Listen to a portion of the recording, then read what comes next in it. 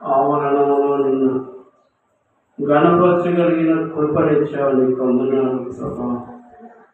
మీ సన్నిధి మాతో ఉంచండి, మీ దయను మాతో ఉంచండి ప్రభా. ఈ స్థలం నిలబడుటకు నేను ఎంత మాత్రము తగిన వాడను కాను. అయోగ్యులను, అపాత్రికులను, ఎన్నికలేని వాడిని ప్రభా. నీ సన్నిధి మాతో ఉంచండి. తీసుకొచ్చిన ప్రతి వారిని బట్టి నీకు వందనాలు. చేరి వచ్చిన నాతో, మా అందరితో మీరు మాట్లాడండి ప్రభా. నీ విలువైన వాక్కులు మాకు దయచేయండి తండ్రి. నీ సన్నిధి, నీ ప్రసన్నతను మాకు ఇచ్చి మీరే ఘనత, మహిమ, ప్రభావాలు పొందమని యేసయ్య పరిశుద్ధ నామములో ప్రార్థిస్తున్నాము తండ్రి. ఆమేన్. సరే ప్రియులారా, దయచేసి కూర్చునండి. దేవుని వాక్యాన్ని చూసుకున్నాం. మనం చదవబడిన లేఖన భాగమే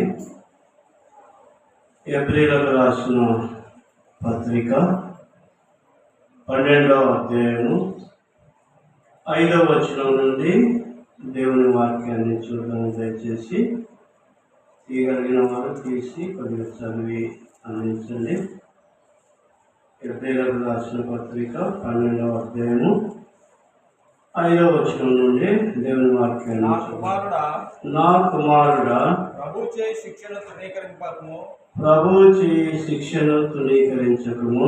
ఆయన నిన్ను గద్దించినప్పుడు విసుకకము. ప్రభువు తను ప్రేమించు వారిని శిక్షించి తాను స్వీకరించు ప్రతి కుమారుని దండించును. సరే ప్రియ సహోదరులారా, ఇక్కడ గమనించినట్లయితే అపోస్తలుడైన పౌలు మరి దేవుని యొక్క వాక్యాన్ని ఇక్కడ గమనించినట్లయితే మనము తండ్రి ఎలాగ కుమారుణ్ణి గద్దిస్తాడో, ఎలాగా ప్రేమించే తండ్రి కుమారులను, కుమార్తెలను ఎలాగా గద్దిస్తాడో, ప్రేమించి వాళ్ళను ఒక సరైన మార్గంలో ఉంచాలని, ఒక సరైన దారిలో నడవాలని పిల్లలను కలిగి ఉన్న ప్రతి తల్లిదండ్రికి ఆలోచన వస్తుంది. పిల్లలు కలిగి ఉన్న ప్రతి తల్లిదండ్రికి నా పిల్లలను క్రమశిక్షణలో పెంచాలి, క్రమశిక్షణగా వాళ్ళు ఎదగాలి. ఏ తల్లిదండ్రికైనా కూడా మంచి ఆలోచన కలిగి ఉంటాం పిల్లల పట్ల. శరీరక తల్లిదండ్రులుగా మన పిల్లల విషయమై మనం ఆలోచించినప్పుడు, మరి మన మనలను సృష్టించిన దేవుడు మన పట్ల కూడా ఆలోచన కలిగి ఉంటాడు కదా. మన పట్ల కూడా ఆయన శ్రద్ధ కలిగి ఉంటాడు. కానీ ఇక్కడ ఏమన్నాడంటే, ప్రభువు చేయు శిక్షను నీవు తృణీకరించవద్దు అంటున్నాడు. ఈ దినాల్లో శిక్షించటం అంటే ఎవరికి ఇష్టం ఉండదు, ఎవరికి ఇష్టం ఉండదు. గమనించండి, పిల్లల విషయమే అని కాదు, శిక్ష అనేది ఎవరికి ఇష్టం ఉండదు. కానీ ఇక్కడ దేవుని వాక్యం ఏమంటుందంటే, ప్రభువు చేయి శిక్షను తృణీకరించవద్దు అంటున్నాడు.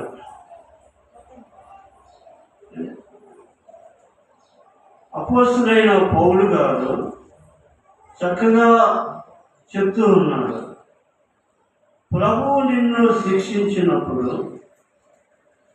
ప్రభువు నిన్ను శిక్షణలో పెంచినప్పుడు దాన్ని నువ్వు తృణీకరించవద్దు. ఈ దినాల్లో తునీకరించే వారు కనబడుతున్నారు.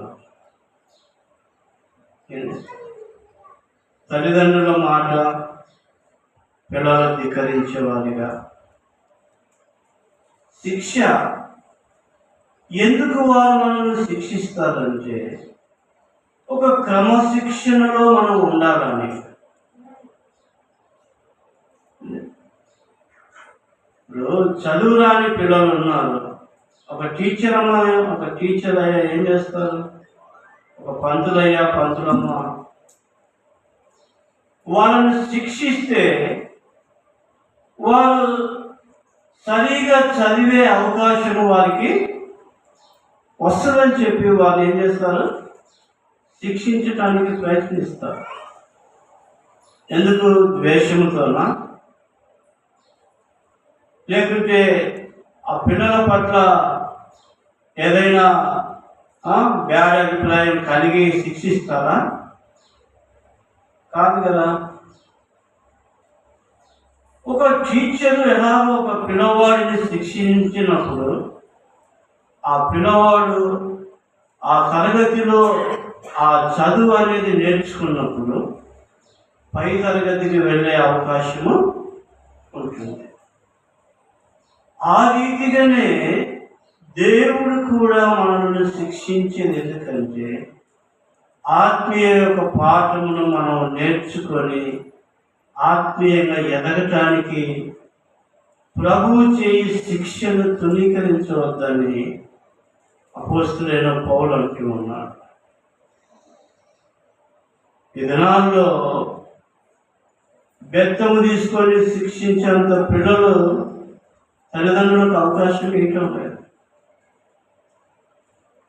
బెత్తం తీసుకుంటే తల్లిదండ్రుల మీదకి తిరుగుబాటు చేయటము, పోనీ ఇంటిలో ఏదైనా సరైన అవగాహన లేకుండా ఒక భార్య ఉన్నప్పుడు భర్త ఏదైనా శిక్షించడానికి ప్రయత్నించినప్పుడు భర్త మీదకి తిరుగుబాటు చేయటము.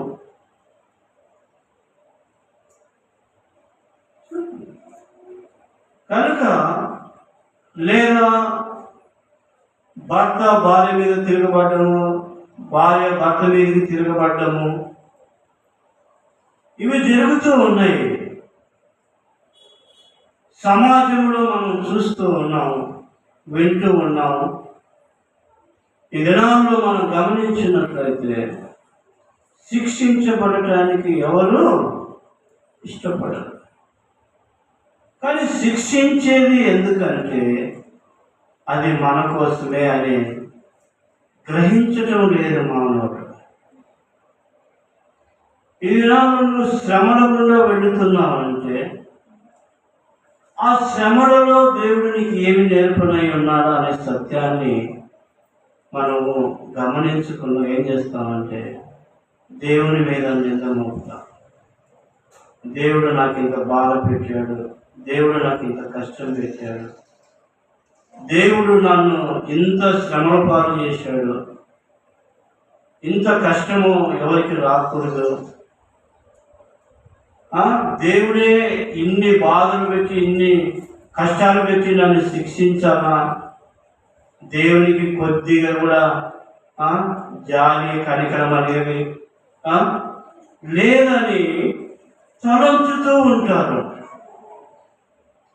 కానీ దేవుని వాక్యం ఏముందంటే రోమీయులకు రాసిన పత్రిక 8వ అధ్యాయము 28వ వచనం చూడండి ఏమంటున్నారో. రోమీయులకు రాసిన పత్రిక 8వ అధ్యాయము దేవుని ప్రేమించు వారికి అనగా ఆయన సంకల్పము చొప్పున పిలువబడిన వారికి మేలు కలుగుటకై సమస్తమును సమకూడి జరుగుచున్నవని ఎరుగుదుము. అదండి ఎవరిని ప్రేమించే వారికంట? దేవుణ్ణి ప్రేమించే వారికి. నువ్వు అనుకుంటావు, నేను దేవుణ్ణి ఇంత ప్రేమించినా, దేవునికి నేను ఇంత నమ్మకంగా ఉన్నా, దేవునికి నేను ఇంత సమీపముగా నేను ఉన్నప్పటికీ నాకున్న బాధలు పోవటం లేదు, నాకున్న కష్టాలు పోవటం లేదని దేవుడు నన్ను ఇలాగ శిక్షిస్తున్నాడని చెప్పి కొన్నిసార్లు మనం నిరాశ పడిపోతాం. నిరాశ నిస్పృహలోనికి వెళ్ళిపోయి ప్రార్థన చేసుకుందామనే మనసు రాదు, బైబిల్ చదువుదామనే మనసు రాదు.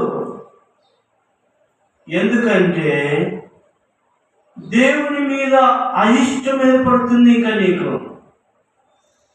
నువ్వు పడుతున్న ఆ బాధను, ఆ శ్రమను, నీవు ఆ శ్రమల గుండా శిక్షించబడుతూ వెళుతున్న ఆ పరిస్థితులను బట్టి దేవుని మీద ఉన్న నమ్మకాన్ని కూడా వదిలిపెట్టే పరిస్థితిలోనికి దిగజారిపోయే పరిస్థితులు వస్తాయి.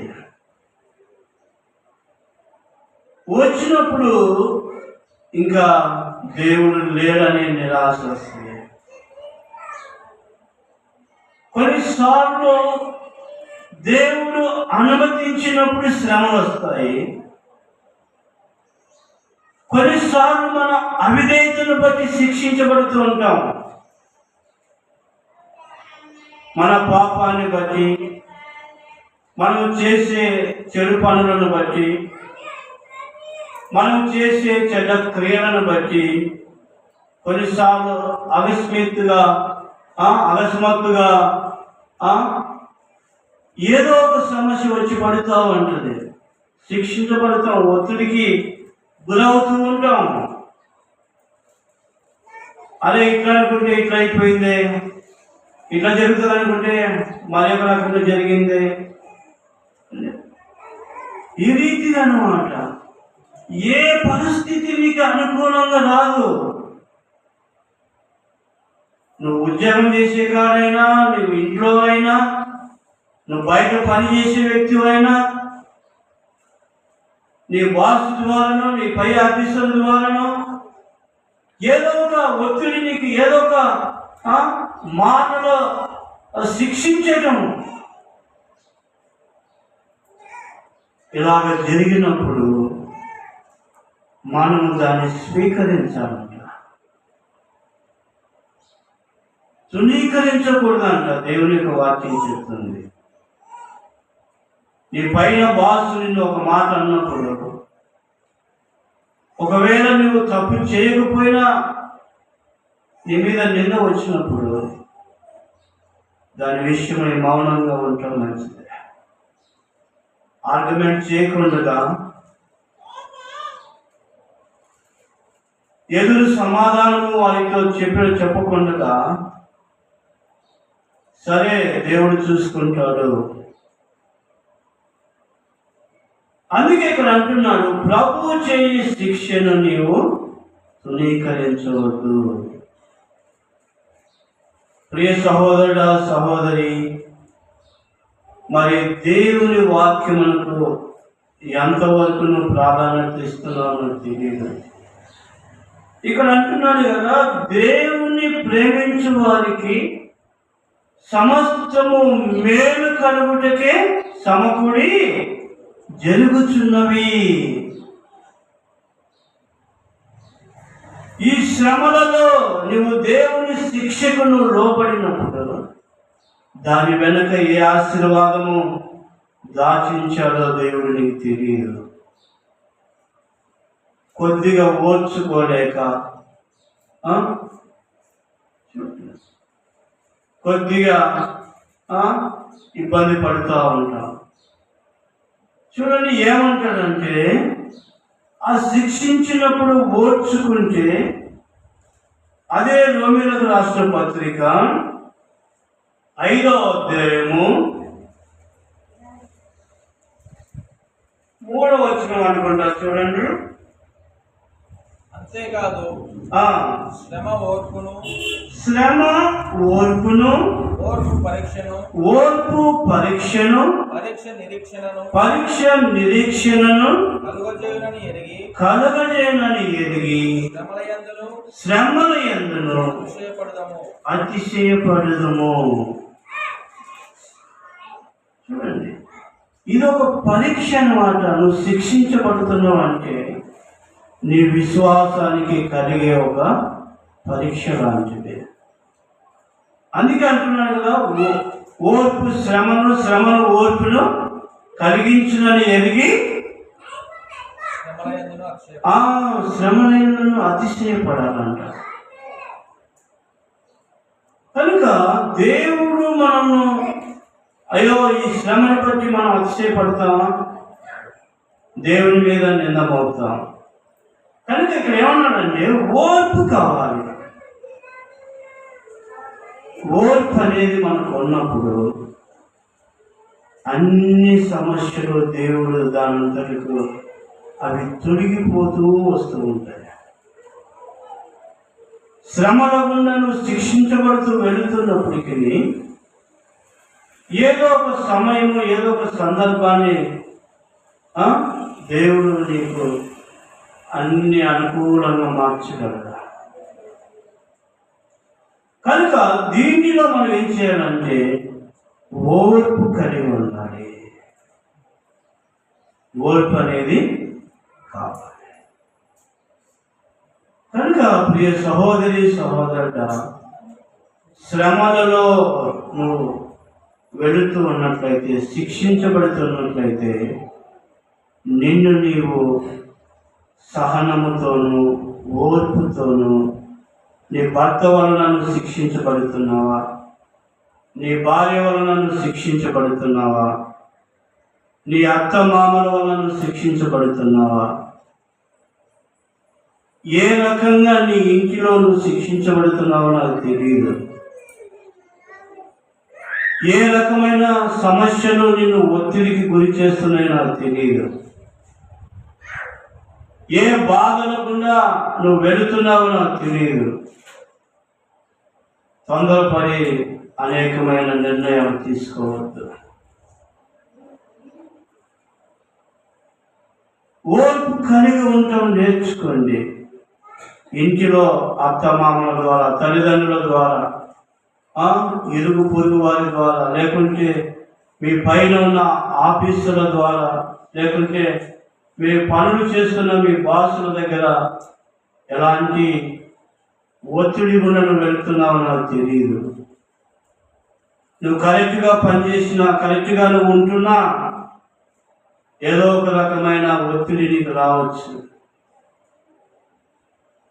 ఏ రకంగా నువ్వు శిక్షించబడుతున్నావో, కొంతమంది బెత్తంతో కొట్టి శిక్షిస్తారు, కొంతమంది మాటలతో శిక్షిస్తారు. ఆ మాటలు ఎలా ఉంటాయంటే కత్తిపోటు లాంటి మాటలు మాట్లాడు వారు కలలని దేవుని వాక్యమే ఉంది.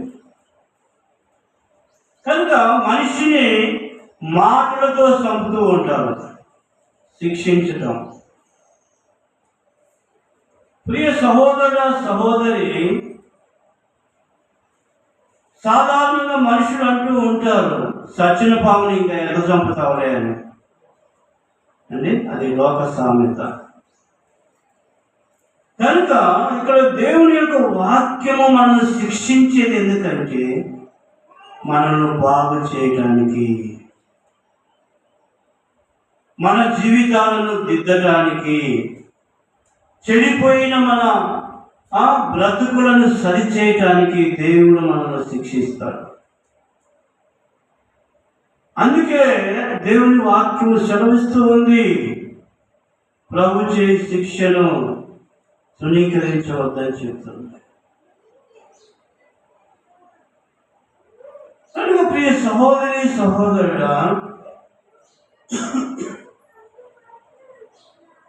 కీర్తనకారు ఒక మాట అంటాడు, చూద్దాం. 141వ కీర్తన. భక్తులు అక్కడ అంటాడు, 141వ కీర్తన 5వ వచనం అనుకుంటారు చూడండి. నీతిమంతుడు నన్ను కొట్టుట నాకు ఉపకారము, నా వారు నన్ను గద్దించుట నీతిమంతుడు నన్ను కొట్టుట నాకు ఉపకారము, వారు నన్ను గద్దించుట వారు నన్ను గద్దించుట నాకు తైలాభిషేకము. నాకు తైలాభిషేకము. నేను అట్టి అభిషేకమును అభిషేకమును త్రోసివేయకుందునుగాక. ఈ భక్తుడు ఎలా అంటున్నాడు చూడండి. ఈ కీర్తనకారుడు ఎలాగ రచించాడో ఈ మాటలు మనం గమనించినట్లయితే చాలా లోతైన మర్మము మనకు బయలుపరచబడుతూ ఉంది. నీతిమంతుడు నన్ను కొట్టుట నాకు ఉపకారము అంటున్నాడు. నీతిమంతుడైన దేవుడు నిన్ను శిక్షించుట, నీతిమంతుడైన దేవుడు నిన్ను కొట్టుట నీకు నాకు ఉపకారం అంట. ఎవరికైనా ఉపకారమా కొడితే?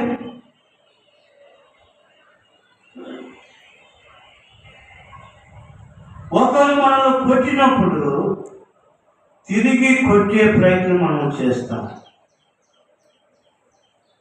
కానీ ఈ భక్తుడు అంటున్నాడు, నీతిమంతుడు నన్ను కొట్టుట నాకు ఉపకారము, ఆయన గద్దించుట నాకు తైలాభిషేకము, అట్టి తైలాభిషేకము నేను త్రోసివేయకుందునుగాక అంటున్నాను.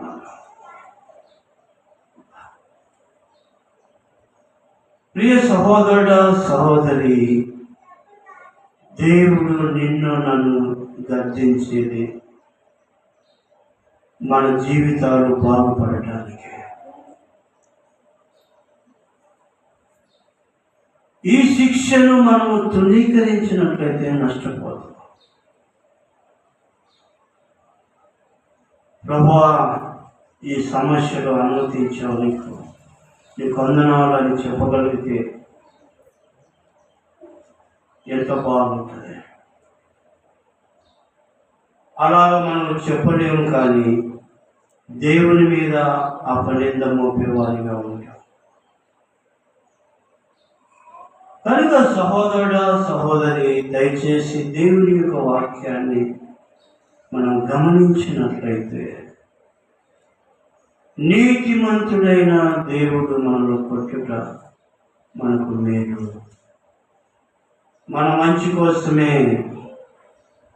ఈ దినాల్లో శరీరకమైన తల్లిదండ్రులుగా మన పిల్లల్ని ఎందుకు మనం శిక్షిస్తామంటే, వాడి చిన్నతనం నుండి క్రమశిక్షణలో ఎదగాలనే ఆలోచన కలిగి ఆ బిడ్డ తప్పు మార్గంలో వెళుతుంటే గద్దించటం, బుద్ధి చెప్పటం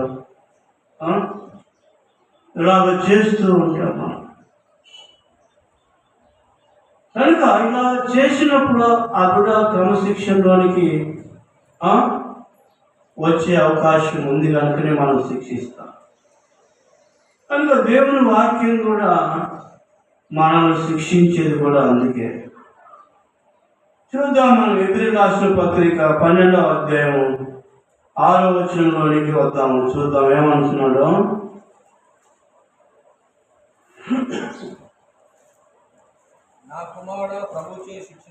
నా కుమారుడా ప్రభుచే శిక్షను తృణీకరించకము, ఆయన నిన్ను గద్దించినప్పుడు విసుకకము.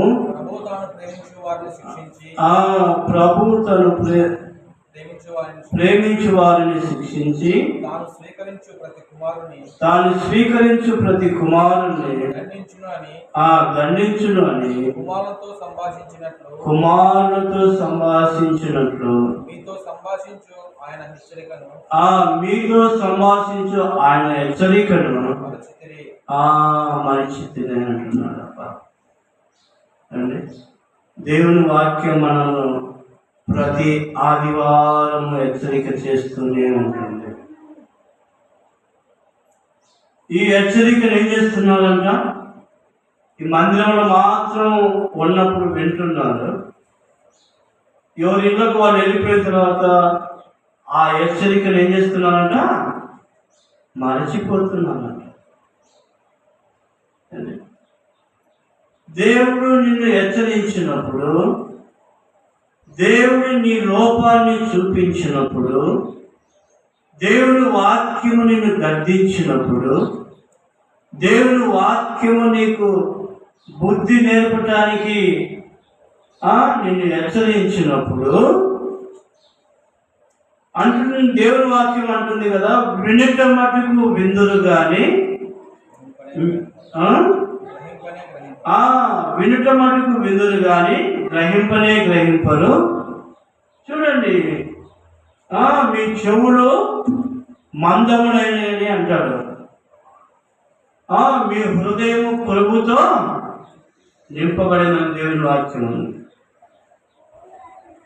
ప్రియ సహోదరి సహోదరుడా, వినుట మటుకు వినటం వలన సరిపోదు కానీ గ్రహించాలి. అందుకే ఇక్కడ అంటున్నారు, మరిచిపోతారు అంటున్నాడు.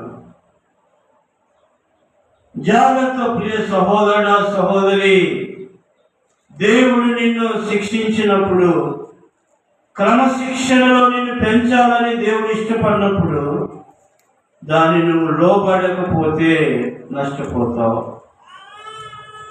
కుమారులతో సంభాషించినట్లుగా దేవుని వాక్యము మనతో సంభాషిస్తుంది. ఎలాగ తండ్రి కుమారుడు కూర్చొని మాట్లాడుకుంటాడో, ఎలాగ తండ్రి కుమార్తె కూర్చొని మాట్లాడుకుంటారో, తల్లిదండ్రులు పిల్లలు కూర్చొని ఎలాగా ఒక విషయమై చర్చించుకుంటారో, సంభాషిస్తారో, ఆ రీతిగా నేను మీతో సంభాషిస్తున్నాను, మీతో మాట్లాడుతున్నాను. కానీ ఆ మాటలు ఏం చేస్తున్నానంట?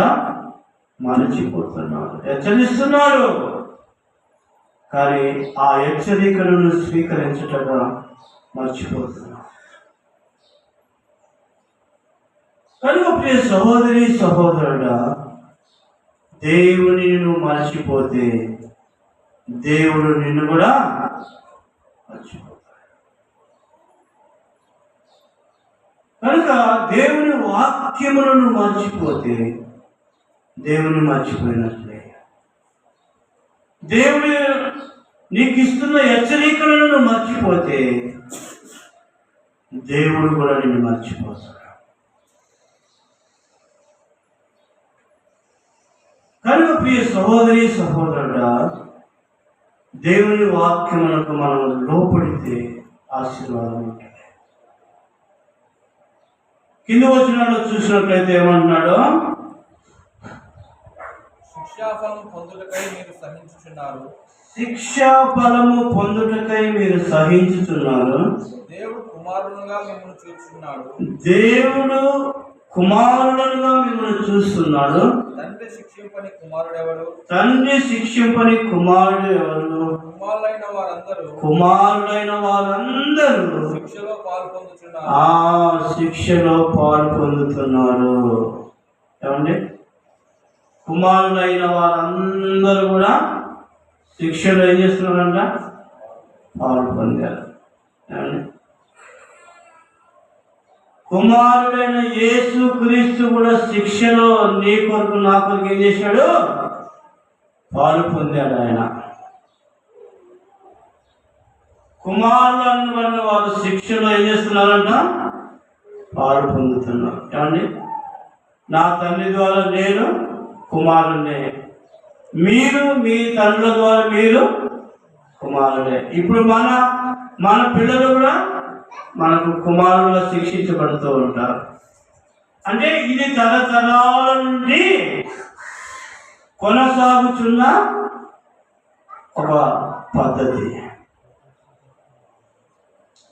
కుమారులైన వారు శిక్షలో పాలు పొందుతూనే వస్తున్నారు. కనుక శిక్షించబడకపోతే ఆ శిక్ష మనము పొందకపోతే దాని యొక్క ప్రతిఫలం మనం చూడలేము.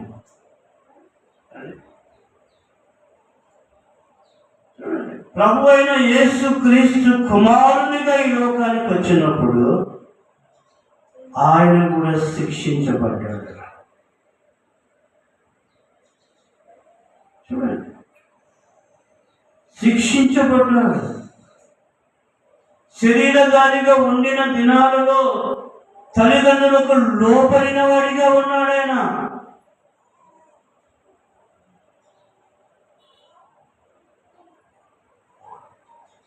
దేవుడు కుమారునిగా వచ్చాడు.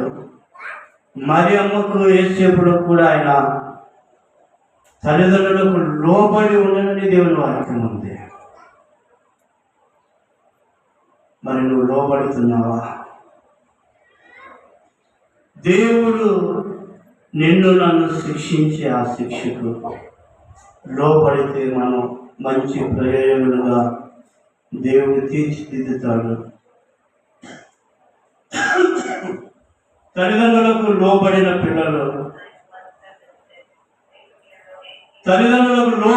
పిల్లలు దేవుని యొక్క వాక్యాన్ని మనం గమనించినట్లయితే, దేవుని యొక్క వాక్యాన్ని మనము నేర్చుకొని మన పిల్లలకు నేర్పినట్లయితే వారు కూడా మంచి ప్రయోజకులుగా ఉన్నప్పుడు మనము సంతోషపడతాం. కనుక ఇక్కడ దేవుడు కూడా నిన్ను నన్ను శిక్షించినప్పుడు, ఆ శిక్షకు లోపడినప్పుడు మనలను బట్టి దేవుడు ఏం చేస్తాడు? సంతోషిస్తాడు. కనుక ఇక్కడ అంటాను కదా, కింది వచ్చిన ఏమన్నా చూద్దాం.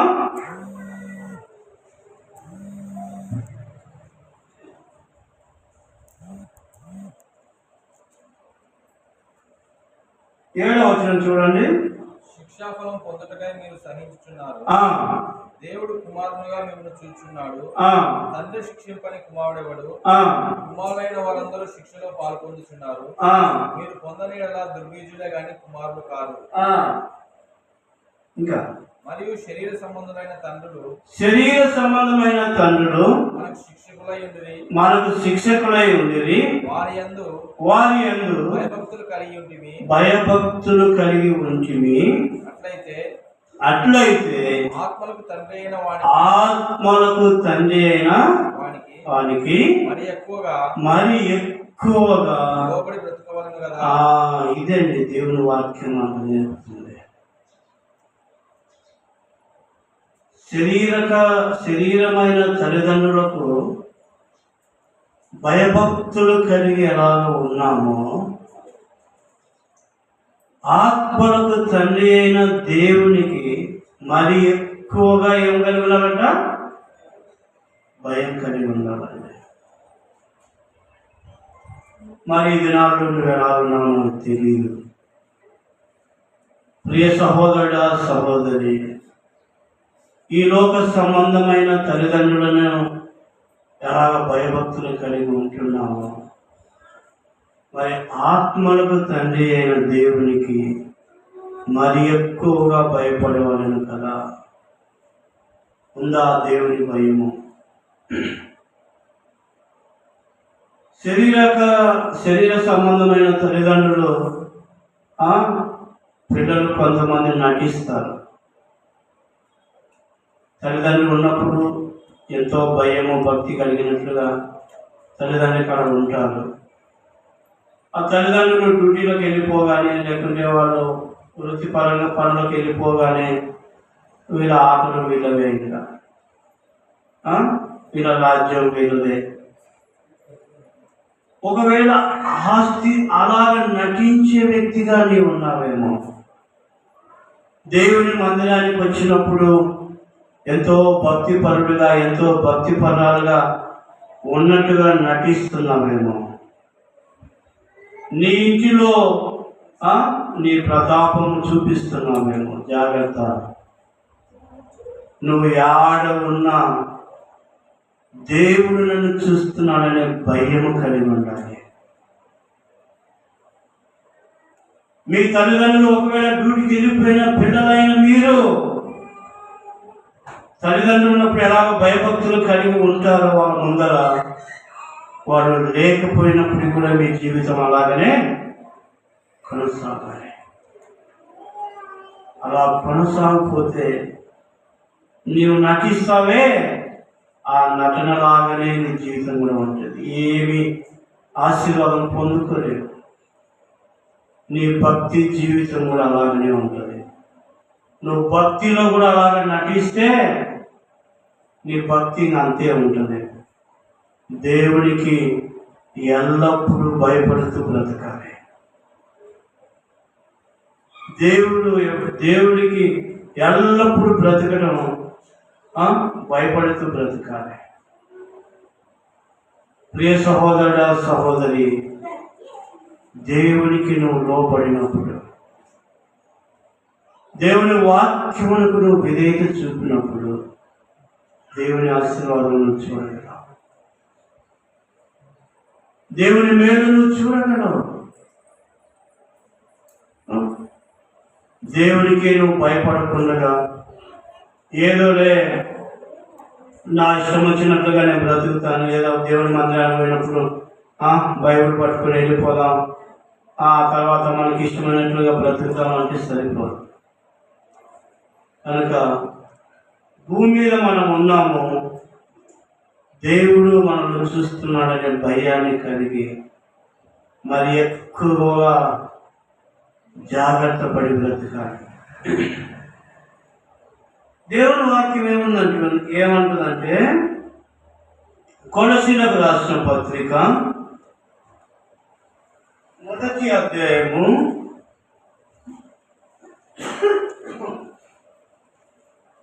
1 అపోస్తలుడైన పౌలు అక్కడ అంటాడు. కొలసీలకు రాసిన పత్రిక 1వ అధ్యాయము 28వ వచనం అనుకుంటా, చూడండి. కొలసీలకు రాసిన పత్రిక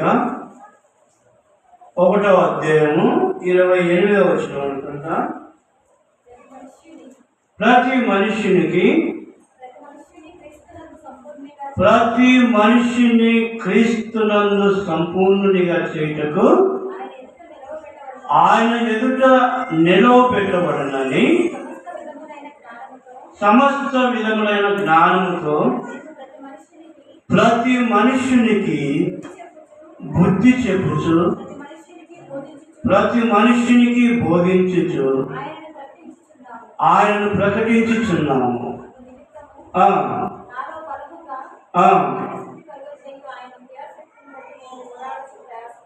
అదండి. కానీ ఇక్కడ అంటున్నాడు కదా, ప్రతి మనుష్యుణ్ణి క్రీస్తునందు సంపూర్ణునిగా చేయటానికి ప్రతి మనిషికి ఏం చేస్తున్నాడు? బుద్ధి చెబుతూ బోధిస్తున్నాడు అపోస్తలుడైన పౌలు. చూడండి, దేవుని వాక్యము మనకు బుద్ధి చెప్పేది ఎందుకంటే క్రీస్తునందు సంపూర్ణుడుగా మనం బ్రతకటానికి. ఏదో ఆశామాషగా బ్రతకటము, ఏదో నామకార్థ భక్తి చేస్తూ జీవించటం కాదు. ఒక క్రైస్తవురాలుగా మనం పిలువబడుతున్నామంటే ఆ పిలుపుకు తగిన జీవితము మనలో ఉండాలి. ఊరికే పేరుకు మాత్రము మేము క్రైస్తవులమండి, మేము చర్చికి వెళ్తామండి, మేము బైబిల్ పట్టుకొని ప్రార్థనకి వెళ్తామని సరిపోదు.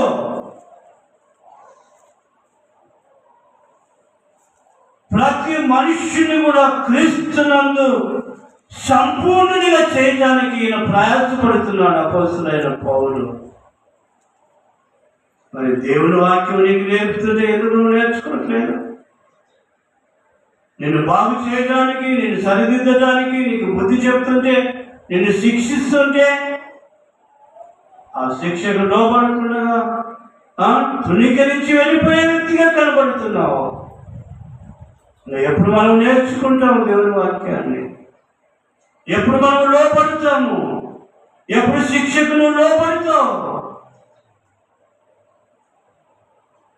ఈ దినాల్లో దేవుడు శిక్షిస్తే దేవుని మీద నిందలు మోపే వ్యక్తిగా కనబడుతున్నావు. ప్రియ సహోదర సహోదరి,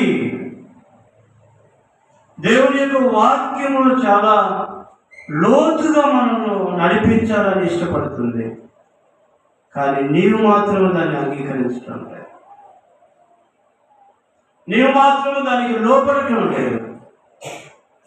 దేవుని వాక్యము మనల్ని సరిచేయాలని, దేవుని వాక్యము మనకు బుద్ధి నేర్పాలని, దేవుని వాక్యము క్రీస్తునందు మనల్ని సంపూర్ణులుగా చేయటానికి అపోస్తుడైన పౌలు ప్రయాసపడుతున్నాడు.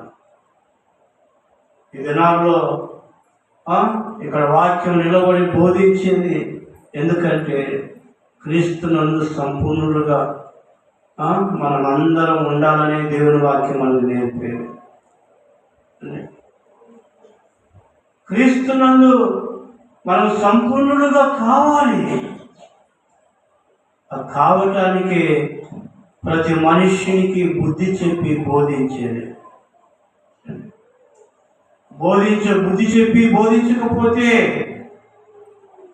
సరైన మార్గంలో లేని వ్యక్తులను మనము బుద్ధి చెప్పి బోధించకపోతే ఆ మార్గంలో ఆ వ్యక్తి రాగలడా?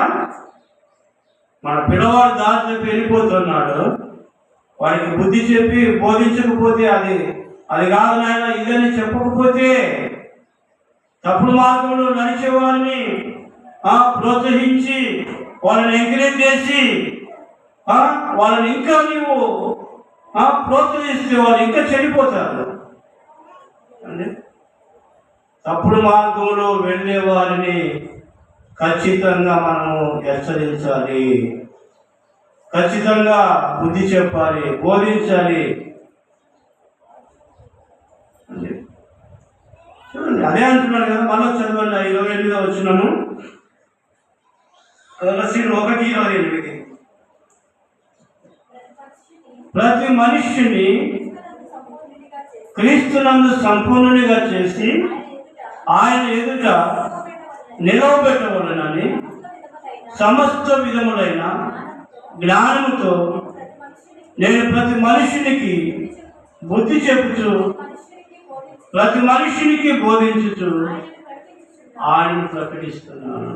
అదండి ఈయన ప్రయాసపడుతున్నాడు. అపోస్తులైన పౌలు రక్షించబడిన తర్వాత చూడండి, ఒకప్పుడు ఎంతో హానికరంగా ఉన్న ఈ సౌలు ఎంతో మందిని దేవుని పిల్లలు హింసించాడు. సౌలా సౌలాలని ఏదో హింసిస్తున్నామని దేవుడు అడిగాడు. కానీ ఆయన పౌలుగా మారిన తర్వాత ఆయన శిక్షించబడుతూ ఆయన అనేకులకు సత్య సువార్తను ప్రకటిస్తూ వచ్చాడు. ఎన్నో నిందలు, ఎన్నో అవమానాలు అపోస్తులైన పౌలు. కొరింథీ రాసిన పత్రికలో చూస్తే ఉన్నాయి ఆయన మాటలు, చూడని అవసరం లేదులే. ఆయన అనేక సార్లు దెబ్బలు, రక్త సంబంధాల వలన, బంధువుల వలన ఆపదలు, నిందలు ఎన్నో వచ్చినాయి ఆయనకి. కానీ వాటన్నిటిని బట్టి ఆయన ఎక్కడ దేవుని విడిచిపెట్టారు. ఈ దినాల్లో దేవుడు కొద్దిగా నీకు ఏదైనా శ్రమ, ఏదైనా కొద్దిగా నీ భర్త నిన్ను శిక్షిస్తే, కొద్దిగా నీ భార్య నిన్ను ఏదో ఒక మాట అంటే ఓర్చుకోలేక మనసు కఠినము చేసుకుంటూ స్థితిని మనసే మారిపోతుంది. చూడండి, కనుక ఎలాగైతే దేవుని వాక్యములకు మనం లోపడుతున్నట్లు, ప్రియ సహోదరుడా సహోదరి, దయచేసి అపోస్తులైన పౌలు దేవుని ఎదుట నిలబెట్టాలని ఆయన ప్రయాస. కానీ రేపు దేవుడు మనల్ని తీర్పులో నిలబెట్టినప్పుడు మనం నిలబడగలమా?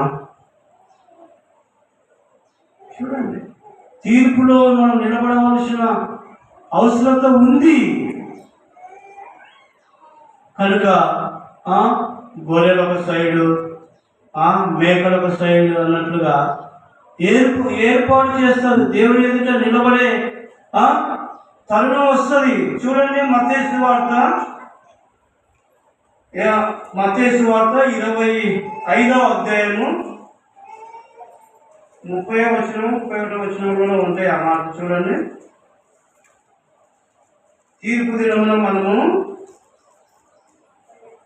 32వ వచనం, అప్పుడు సమస్త జనములు ఆయన ఎదుట పోగు చేయబడును, పోగు చేయబడుదురు. గొల్లవాడు మేకలలో నుండి గొర్రెలను ఏర్పరిచినట్లు ఆయన వారిని ఏర్పరిచి తన కుడి వైపున గొర్రెలను ఎడమ వైపున మేకలను నిలవబెట్టి, అప్పుడు రాజు తన కుడి వైపున ఉన్నవారిని చూసి, నా తండ్రి చేత ఆశీర్వదించబడిన వారులారా రండి, లోకము పుట్టినది మొదలుకొని మీ కొరకు సిద్ధపరచబడిన రాజ్యమును స్వతంత్రించుకొనుడి. అదండి, ఒక రాజ్యం అంటూ మనకు ఉంది. ఈ లోకంలోనూ కొద్దిగా శిక్షించబడినప్పుడు, ఈ లోకంలో కొద్దిగా కష్టాలకు వచ్చినప్పుడు వాటిని ఓర్చుకొని సహనముతో ముందుకు వెళ్ళినప్పుడు నీకంటూ నాకంటూ ఒక రాజ్యం ఉంది. ఆ రాజ్యములో మనం ఉండాలంటే మనము ప్రభువు చేయే ఒక శిక్షను తృణీకరించకుండా అంగీకరించి మనం ముందుకు సాగితే మన జీవితం ఎంతో ఆశీర్వాదకరంగా మారుతుంది. కనుక ప్రియ సహోదరి సహోదరుడా, ఈ ఉదయకాలం దేవుని వాక్యం మనం విన్నాం. మరి దేవుడు చేయ శిక్షలను తృణీకరించకుండా అంగీకరిస్తే నీ జీవితం ఆశీర్వాదకరంగా మారుతుంది. కనుక దేవుడి మాటలు దీవించుగాక ప్రార్థన చేసుకుందాం. దయచేసి మోకరించి ఒక నిమిషము దేవుని సన్నిధిలో నిన్ను నీవు పరీక్షించుకో. ఎలాగున్నావో నీకు సమయం ఇవ్వబడుతున్నప్పుడు దయచేసి నోరు తెరవకుండా మౌనంగా ఉండవద్దు. ప్రార్థన చేయండి. ప్రియ సహోదరుల సహోదరులు, దేవుడు నీతో ఏం మాట్లాడాడో, మరి ఇంతసేపు దేవుని వాక్యం విన్నావు, కనీసం ఒక్క మాటైనా దేవుడు నీతో మాట్లాడలేదా? ఒక్క మాటైనా దేవుని వాక్యం నిన్ను హెచ్చరించలేదా? నువ్వు నీ మనసాక్షిని కఠినపరచుకోకుండా పశ్చాత్తపడు. ఈ ఉదయకాలం మౌనంగా ఉండద్దు. నీవు దేవుని సన్నిధిలో ఇంకా ఎంతకాలం దేవుని సన్నిధికి దూరంగా ఉంటావు? ఇంకా దేవుని సన్నిధిని తృణీకరించి నీ హృదయాన్ని కఠినపరుచుకొని ఉంటావు. ప్రియ సహోదరుడా సహోదరి, ఓర్చుకుంటే ఆ ఓర్పులో దేవుని యొక్క ఆశీర్వాదం నీకున్నది. ప్రభువు చే శిక్షలను తృణీకరిస్తే నువ్వు నష్టపోతావు. పరిశుద్ధుడు అయిన తండ్రి, ప్రేమ కలిగిన ప్రభువా, నీ వందనాలు స్తోత్రములు చెల్లిస్తున్నాను ప్రభువా. ఈ ఉదయకాలమున మీరు ప్రేమించి అయా మీరు ఇచ్చిన విలువైన వర్తమానమును బట్టి నీకు వందనాలు. దావీదు మహారాజు అంటున్నాడు ప్రభువా, నీతిమంతుడు కొట్టుట నాకు ఉపకారం అంటున్నాడు, వారు గర్పించుట నాకు తైలాభిషేకము, అతి అభిషేకమును నేను ఎట్టి త్రోసిపుచ్చదని అంటున్నాడు ప్రభువా. ఇది నాలో నీ వాక్యము త్రోసిపుచ్చేవారిగా మేము ఉండనీయద్దు. నీ వాక్యమునకు లోబడేవారిగా, నీ వాక్యమునకు విధేయత చూపేవారిగా, నీ వాక్యమునకు మేము అంగీకరించేవారిగా మమ్మల్ని చేయండి. వితబడిన వాక్యము నీరు కట్టి పలుకు చేసి అన్ని విషయంలో ఘనత మహిమ ప్రభావాలు పొందమని యేసుక్రీస్తు నామములో ప్రార్థిస్తున్నాము తండ్రి. ఆమేన్.